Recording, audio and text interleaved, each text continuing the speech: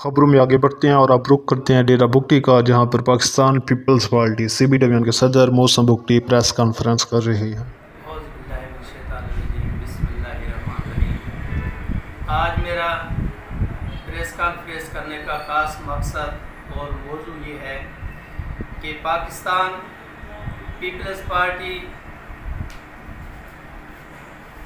نے اس ملک اور جمہوریت کے لیے جان کی قربانیاں دی ہیں۔